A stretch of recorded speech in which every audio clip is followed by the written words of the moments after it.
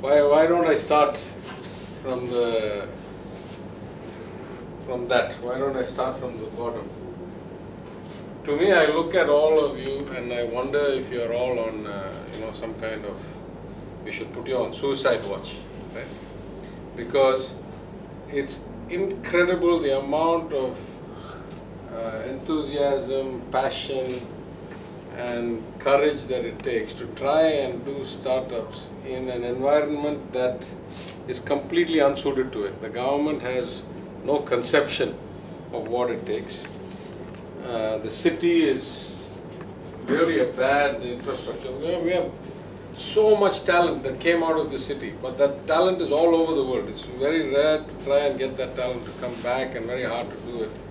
So when I first got introduced to the group and when I first had emails from some people, my first feeling was actually one of amazement. I thought I had done a lot of things in my life and seen a lot of it, but it was easy to go to New York and succeed. The infrastructure is there. It's easy to go to the Bay Area and succeed. The infrastructure is there. The mindset is there. It's easy to go to Singapore and succeed. It's very hard to succeed in India in general. It's much harder, in my understanding, to succeed in Tamil Nadu. And within Tamil Nadu, I would say Madurai is far behind places like Coimbatore or Chennai. So I was very, very pleasantly surprised because, I didn't think there were people with your level of strength of vision, character, perseverance, resourcefulness, who would even be undertaking what to me was much more challenging than anything I have ever done in my life. So in that sense, first of all, I must say, I'm very impressed and I'm amazed, and my respect to all of you for doing what you're doing. I don't want to sound like a pessimist. If you dig a little deeper to what I'm saying things can only get better from here, and I'm saying something more than that. I'm saying things could get a lot better from here if you had the right kind of support and the right kind of resources. So, from my experience around the world, as somebody talked about an ecosystem, if you look at the history of various industries, you look at the history of various macroeconomic kind of aggregations that have happened. This concept of an ecosystem, of course, is very clear. Even if you look at, if you go to what we used to call town in the old days, my constituency, central constituency, you'll find that in one street are all the paper merchants, in another street are all the jewelers, in another street are all the car repair shops and so forth. And so one of the things that always was intriguing to me, why is it that people who are directly competing with each other in a market that is otherwise, let's say, the district of Madurai, why do they all come and set up in one street? I mean, it's idiocy, right? Like I'm going to be competed down, my margins are gone. If I set up one shop in Godipalayam, one shop in Tattaneri, one shop in Subramaniapuram, I'm going to get much better, I'm going to have monopoly market in these things. So why do they all come together? And of course, this has been studied quite a lot. Back, if I think now 15, 18 years back to my MIT days, a lot of this stuff was done by the strategy kind of innovator and researcher, a guy called Michael Porter at Harvard. And he clearly explained why, at some level, having this ecosystem is so valuable that industries tend to aggregate at one place even if they compete with each other. And that is that both in terms of job mobility, therefore resource availability, mutual kind of development through learning from each other's innovation, learning from each other's mistakes, the capacity to organize together as a trade group and then kind of lobby the right people. All of these reasons, as history has shown us in practice, he was able to explain why theoretically that made sense, that you had to have the strength in numbers even if you were all competing in the same industry. Now when it comes to tech startups, that's not necessarily true. Of course there are, in any product there's more than one company doing it, but for the most part, most of you are working in different kinds of applications, different kinds of products and services for that matter. So it's the concept of an ecosystem, I think, is, if I move, he won't be able to take. It's okay, I'm worried this thing won't take my No weight. problem, sir. So anyway, the concept of an ecosystem, I think, is clear, right? So then the question is two or three things. What's the role of the government? What's the role of trade associations or industry bodies like NASCOM?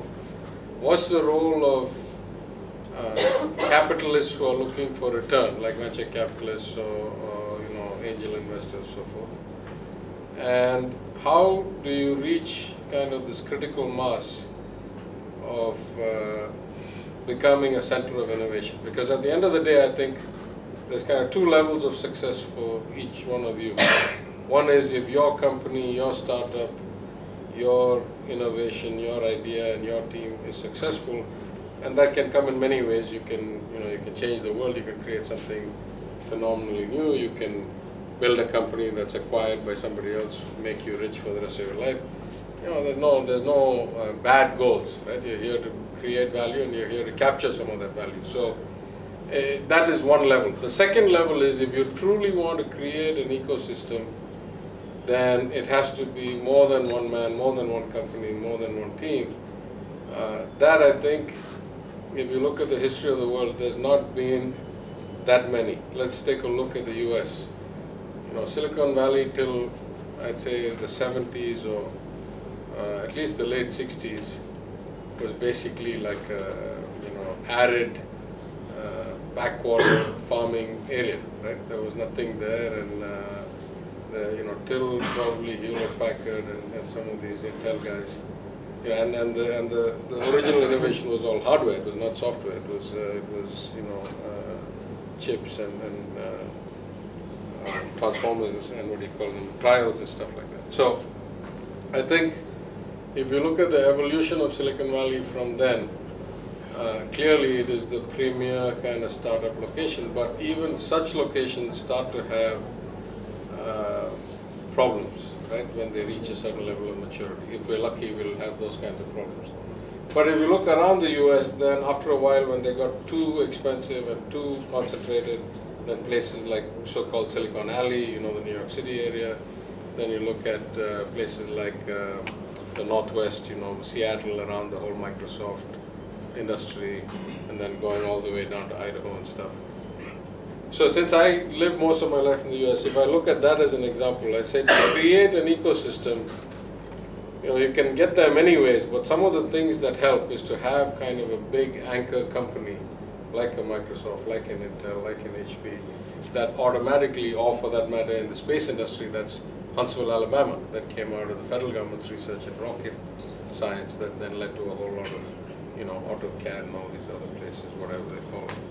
So I think you need to have one large kind of institution of some scale, whether it's a startup that got so big or a company that happened to come and HCL, let's say, is coming to have 5,000 jobs or whatever they've committed here, because that starts to bring the most critical component of the ecosystem, which is the talent pool. You've got to have a lot of talented people here, and it's a chicken and egg question, right? If you have fantastic opportunities, a lot of talented people will come, and all the talented people here will not want to go away. But if you have talented people, then you create opportunities. So it's a kind of which do you get first. I think at this level, I have to be realistic and say the odds that the government is going to structurally improve in the near future its approach to innovation support or startup support is not that great. Not in a political way. I'm just saying that the people who are running the government are already on very shaky ground, because I think they realize they were not, the reason they got elected is no longer there. So, as it is, there are people who are on edge, and the odds of big new policy initiatives from this government, I'd discount, just being a realist, not in a political way. If I look at the city, then one of the things that we looked at when I was with my old investment bank and we were coming to India If you want to come and set up an offshore or a new country location, you look at access. Does it have flights? Does it have international flights? Does it have good transportation connections to ports, to through highways to other cities? What is the talent pool available? How many good engineering colleges? How many good science, arts colleges? How long have they been around? What is the historical kind of value of these institutions? Expense, how cheap or difficult is real estate? Infrastructure, what about water, electricity, roads, these kinds of things. Again, from my perspective, I worry, as everybody knows well, that not only is Madurai pretty far behind, but I don't see structural improvement anytime soon. Even though the local body elections may come, and if they go what I think they will, surely it will get better than the last 5 years when things were really bad. But the problems are so numerous, they are so profound.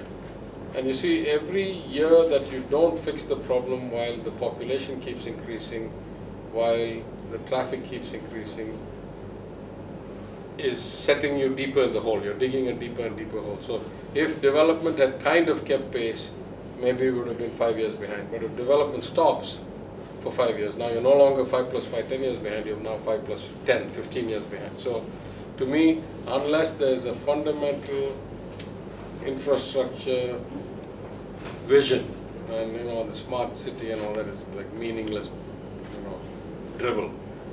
You need to look at where is the demographic trend in the city, where is the population density, what are the infrastructure capabilities today, how far behind where they need to be, how far ahead do you need to plan for, and therefore start on a plan that needs to last 10 or 15 or 20 years. The odds that this gets fixed in the next 2 to 5 years, exactly zero. That's the reality, right? But you have one thing really going for you which no other kind of generation has had, which is that good ideas, and particularly scalable good ideas that are dependent only on kind of computing power or server capacity or bandwidth, can take you wherever you need to go. It doesn't matter if you're in Africa, it doesn't matter if you're in some place that has no good roads, no good airports. You can still succeed if you have a really good idea and it's a scalable good idea. And I think the great luxury you have in India is that you have a natural market, right, where there's a lot of local users who would automatically be your market without you having to compete with a big global player, because a lot of global players are not necessarily looking at the average Indian consumer, who by their assessment is not a wealthy consumer. He's not got a lot of spend. Of course, ad companies and Googles and 0.1 cent companies want the whole world. But if you look at any other company, they are not necessarily focused on a place like India. So if you're looking for scalable ideas in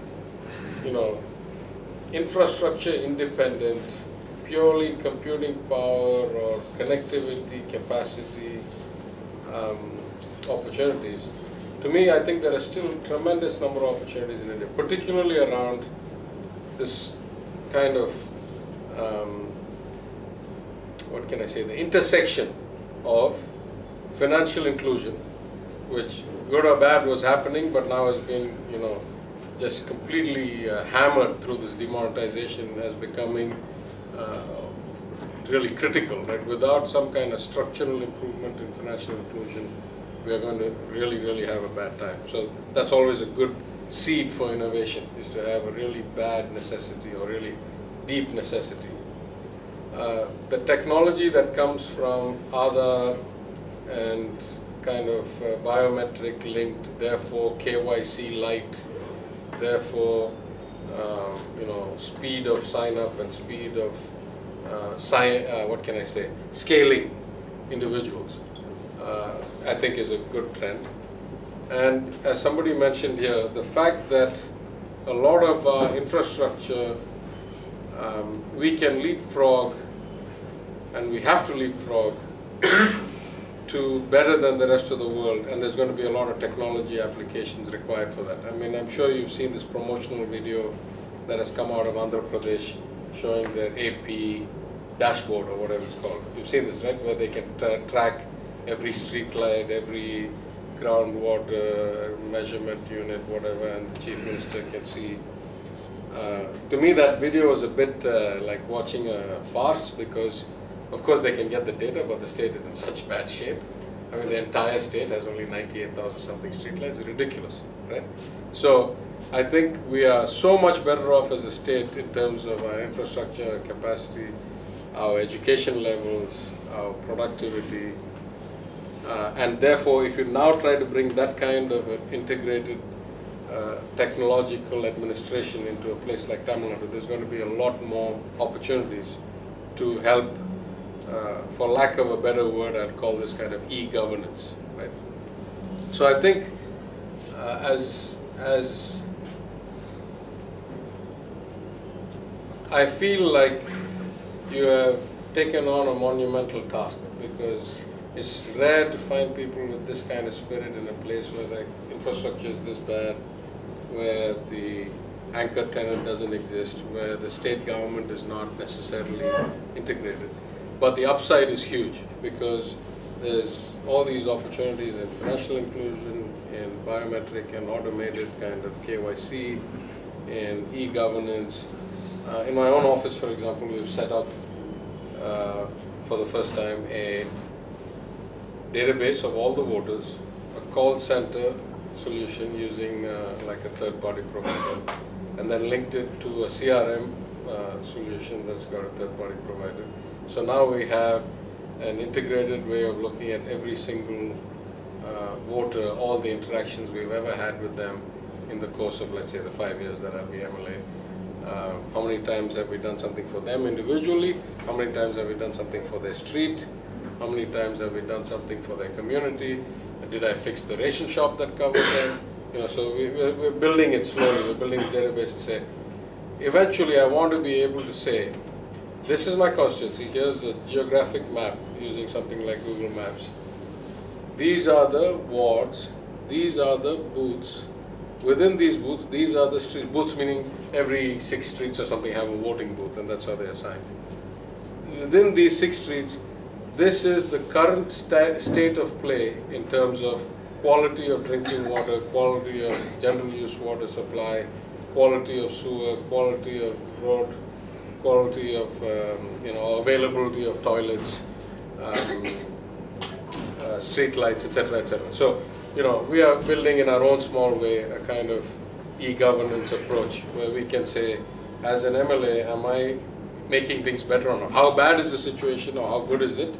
And if I look at this year's report compared to next year's map, has it improved or not? Has the color gone from red for really bad to kind of orange for slightly improved, right? So that's just one man doing one thing in one constituency.